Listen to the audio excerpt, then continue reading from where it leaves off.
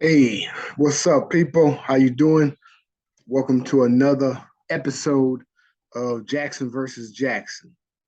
So today, my partner, his birthday, Ajay Jackson, my co-host, his birthday is today. Happy birthday, my brother. So he is unavailable for this episode. He's doing his birthday thing, hopefully enjoying his best life. So I'm gonna take this opportunity to talk about some things that I want to talk about, and hopefully you guys enjoy it. Uh, so there won't be any back and forth between me and AJ. I know you guys love that, but I am going to give you guys some value. Okay, so happy birthday, AJ. I'll see you next week. I'm Erik T. Jackson. So uh, anybody that knows me knows I'm a huge Texas A&M fan. So with the college football season starting up this weekend, and A&M's first game starting up next weekend, right after this episode drops, I thought it was important to go ahead and get this episode in. So I wanted to talk about Texas A&M's QB situation, and then I'll talk about uh, our frenemies, the University of Texas. I'll talk about their QB situation. But let's get started with the Aggies. Okay, so uh, to give you guys, a little bit of context, uh, we got uh, three QBs battling for the job, and the job is already won. But I'll let you guys know that a little bit later who won it. But we have three QBs battling for it, and uh, they're very similar in stats, you know.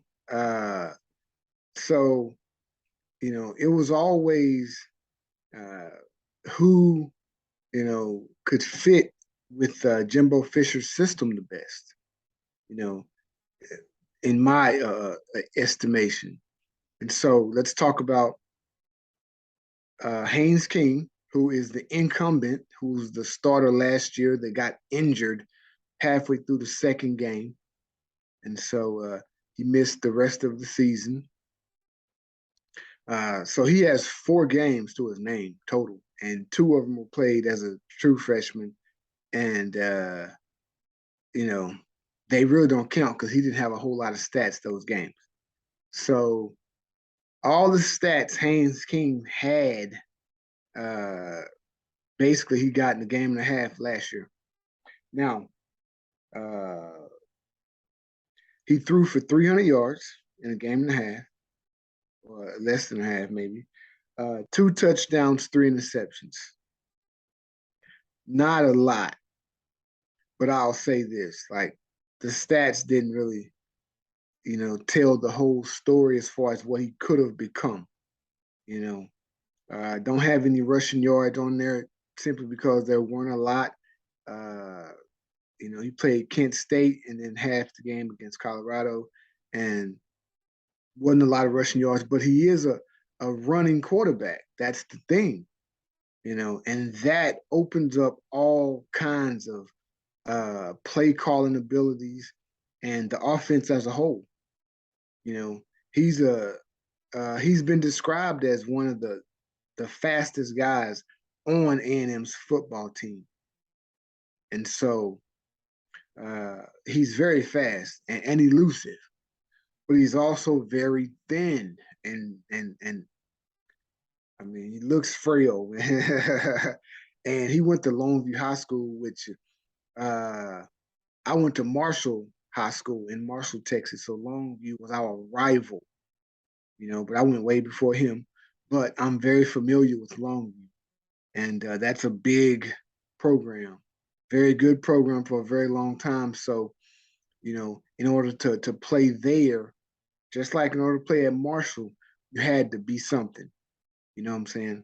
So coming to A&M, I mean, compared to the other quarterback, he looks smaller, but he's faster, really good arm, you know, that type of thing. So uh, we expected him to win the job last year over Zach Calzada, which it seemed like it went. Jimbo allowed it to go longer than it should have. You know, he kept saying that they're competing, they're close. So when he won the job, right, which was expected, then he got hurt, and then Zach Calzada played as bad as he did. Well, like, how could this be close? Like, were you just bullshitting us, or were they both this bad? Because if Zach Calzada was better than the way he played during the season last year in camp, then how the hell did he regress so much? Right? I don't know. So, Zach Calzada, real quick. Uh Terribly inconsistent. And yet against Alabama, he started off 14 for 14. Like, what the hell? So, but then against before Alabama, he was terrible. Alabama game, he was damn near perfect. Had to be for us to win that game. Then after that, he wasn't as terrible as he was before Alabama, but he still wasn't very good. Wasn't even average. And you never know how young guys can be one way in one instance and another way in another instance. You know, I mean, he's got a cannon for an arm. We know that. He broke a couple of our receivers' fingers, but he didn't complete any passes. You he never got the idea of touch on his balls. He never really gave catchable balls. They always seem to be rockets. You know, so he ended up going to Auburn, transferred, and Auburn just named their starting QB for 2022. And drum roll, please. It is not Zach Calzada. It's TJ Finley, who transferred. I want to say from LSU. I didn't look it up, but I want to say TJ Finley transferred from LSU. He'll be the starter at Auburn this year. So Zach Calzada, who'll be the backup, maybe he'll transfer again somewhere. I don't know. So now Haynes King, not a whole lot of stats, but he's very athletic, very very fast, and can throw. Okay, uh, that and he's the incumbent. Like, you always think they're going to give uh, more, respect to the guy who was the starter the previous season, right, over anybody else. All right, next quarterback, uh, Max Johnson, who Jimbo said he recruited when he was at Florida State. Max Johnson ended up choosing LSU. He's an LSU transfer. He was playing at LSU. He was the quarterback that beat us last year when I felt like Zach Calzada played well enough to win, but our defense let us down. Not only in LSU, but also at Ole Miss. It wasn't Calzada, even though he didn't play that well. It was the defense that let us down in both games. So instead of 8-4, we could have easily been 10-2 going into a bowl game, because the defense was the glue that held us together all season. And Zach Calzada puts together a modicum of success in those two games, and the defense lets us down. That's how I feel about it. So Max Johnson, last year he threw for 3,000. No, this is 18 games at LSU. I did both years because he played 6 games the previous year and 12 games last year. So in 18 games, a year and a half at LSU, he threw for 3,900 yards, 35 touchdowns, 7 interceptions. 60, no, a 60% passer completion rating, right? Haynes King's in limited amount of action was 62, right? Last year, though, Max Johnson was sacked 33 times. They were killing him behind that porous offensive line that LSU had. And side note, the Texans drafted one of those offensive linemen, Austin Deculus. I mean, in the 6th round, but they still drafted him, so hopefully the Texans stop making mistakes, but hopefully that's not one, but that's just a side note. So Max Johnson beat us. He played pretty darn well in his 18 games there. Also another note, Max Johnson is the son of Brad Johnson, the quarterback for the Tampa Bay Buccaneers.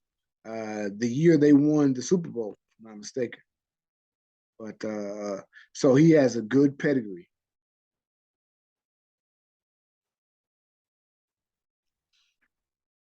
Nice size, nice arm, and from my perspective, they're not bringing Johnson in because they sort of recruited him to come from LSU. Once he was in the portal, they went and got him, right? I mean, we needed competition, so I understand, but I don't think Johnson would sign on to come to A&M unless, well, I didn't think he would sign on unless he had some assurances. I'm not sure how many assurances they can give him other than, yo, this dude's skinny, been hurt. Come on, you'll probably win the job, So I fully expect Johnson to come in, win the job. Third quarterback,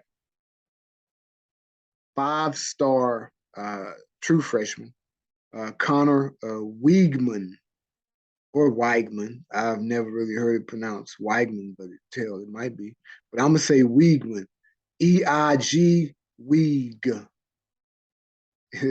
that's my English lesson for the day. So Connor Wigman out of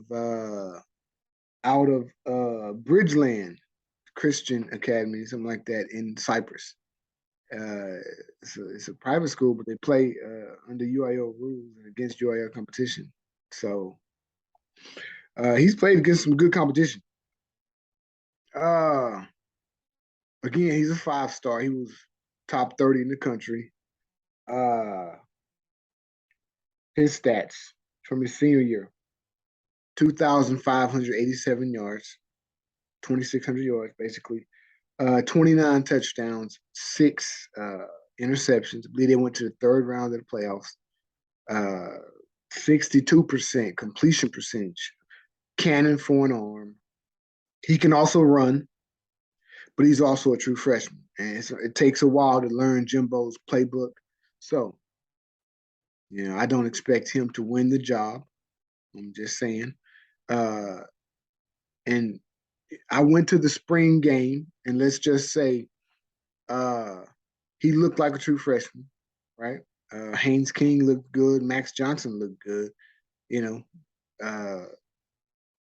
They had similar stats in the spring game. So I think the competition is between those two. Jimbo has been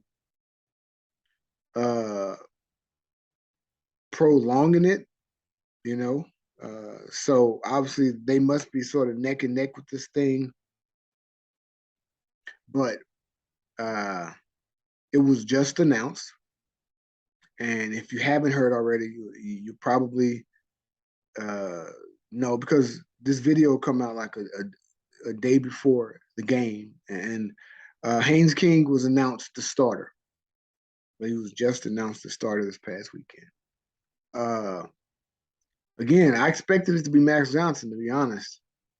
And Haynes King won it, so I'm happy. But again, even though he's added about 20 pounds since college. No, that's it. In college, since high school, he's added about 20 pounds.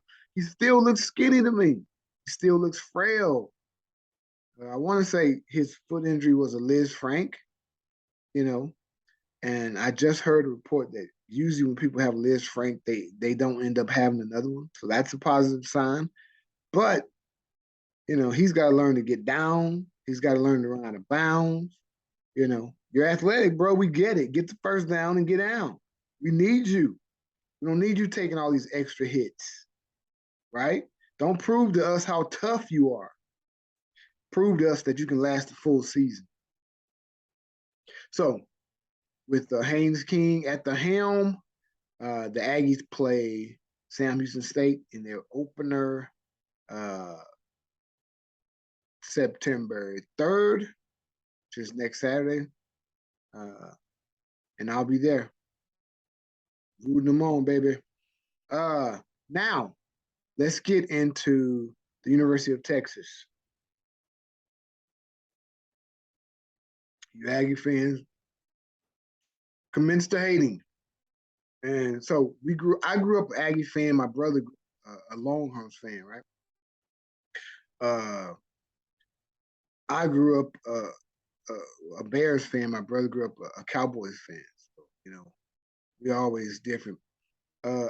So I'm not hating on UT like other Aggies, and I'll just lay out the information and my thoughts and stuff. But, I don't hate on them bad, I don't hate them. Matter of fact, I want all the Texas teams to do well against everybody but A&M and Stephen F. Austin, because that was my own.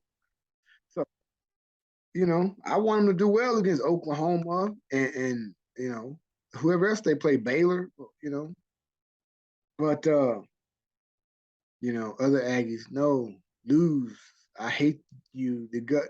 And maybe that's from going to A&M and being a student there and having all of that embedded in you. I was never a student at A&M. I've just been a fan since 7th grade, a diehard fan since 7th grade. As I was in high school playing football, R.C. Slocum used to send me letters, and I still have those letters to this day. So that's the type of fan I am. When I met him at an A&M game in the parking lot, it was like I saw a ghost, I mean, not just because he's white, but like something flashed before me. Like I just didn't expect that. And so, that was a big moment for me. So, I'm a huge fan like any other Aggie that went to A&M. But I'm just not hating on UT and Baylor and Tech. I'm not. So, University of Texas and their QB situation. So they just announced their starter as well. And their starter is Quinn Ewers. It's crazy how we can't pronounce these true freshman names. Quinn Ewers, Connor Wigman. So they chose the true freshman over the incumbent, I should say, Hudson Card, right?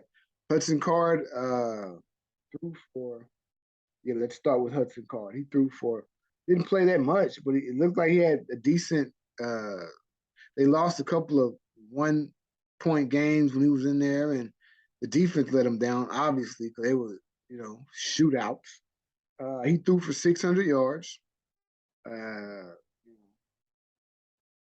5 touchdowns, 1 interception. But you're right. He was like a game manager. He didn't throw for a whole lot of yards, man. 5 games, he was like throwing for 115 yards, 113 yards. Didn't have a whole lot of rush yards to speak of, so I guess he's not a dual threat guy. And 61% completion percentage, but 5 touchdowns, 1 interception. So maybe they were, controlling the game, not calling anything that he couldn't do.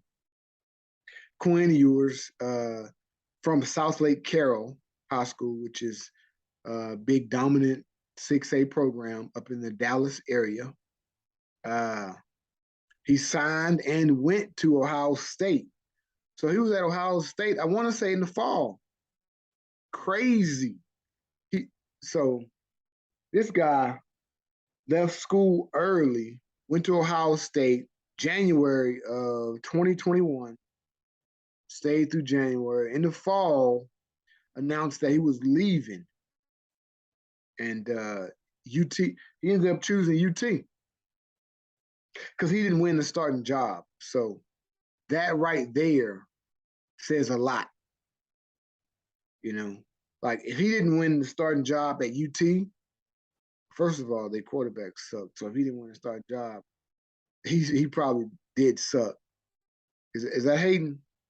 That might be a little hating. But if he didn't win the starting job at UT, he probably would have left UT. So it's like, what you gonna do? Give it to a game manager, or at least try this guy out? You know, this guy with the rocket arm and the #1 quarterback in the nation. You know, that's what they did, or that's what they're doing at least.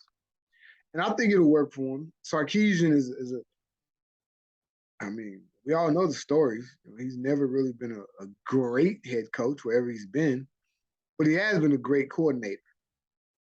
But now he's both. He's a head coach and coordinator. So, you know, we'll see. The third quarterback that was in that competition was a brother named Malik Murphy out of California. I thought he'd be a dual threat guy, which would add another element to his game. But looking at his rush yards, he had like less than 100 yards rushing his senior year. I'm like, oh, he must not be a dual threat guy, you know, at least from what I saw on Max Prep. So, but he did throw for 3,000 yards, but only 22 touchdowns and 9 picks, you know. So, and he's a true freshman, so I'm sure he probably was running third team the entire time. It was basically between Hudson Card and Quinn Ewers. We'll spell it. And so Quinn Ewers wins the QB battle at UT. Okay. And we'll see how many games he wins for UT. You know, and if he can save Sarkisian's job, because Sarkisian's on the hot seat, no matter what UT fans want to think, Sarkisian is on the hot seat. And he should be. It was last year's first year? Well, maybe he shouldn't be, but, you know. Yeah, and if he gets hurt, well, it'll be interesting to see if they turn to Hudson Card or if Malik Murphy has passed it. Because Malik Murphy was another 5-star, even though or high 4-star, even though he didn't have a whole lot of rushing yards, you know. So it'll be interesting to see who they turn to if Quinn Ewers is not performing well or if he gets hurt, you know. So that's UT. That's our little brothers, y'all. That's our little step brothers. Like you don't like them, but you know they damn near family. They ain't blood, but they damn near family. You know what I'm saying? So, you know, you can hate them, but you know what I'm saying. But they damn near family. So long as you get the best of them, that's what matters. Texas A&M turning to Haynes King. You know, every game we got to pray that this brother don't get banged up. He just feels thin to me, y'all. If you think differently, put it in the comments, man. But this brother feels real. You know, he don't feel like he could take too much punishment, and yet he runs a lot. That's part of his game. You know, all you Aggies, man. Let me know what you think. I enjoy talking Aggies. Enjoy talking sports in general. This is the Jackson versus Jackson podcast. Again, I am minus my co-host, Ajay Jackson, because this is his birthday weekend, so he out doing God knows what. And I hope he having a damn good time. You know what I'm saying? I'm Erik T. Jackson. You're watching the Jackson versus Jackson podcast. Hope you guys got value out of this. Hope you guys enjoyed, what I had to say. Uh, you know, hit the like button, comment. Let me know what you think about A&M's QB situation, UT's QB situation, both head coaches. Uh, I enjoy interacting with fans. I love you guys. I'm out. Peace.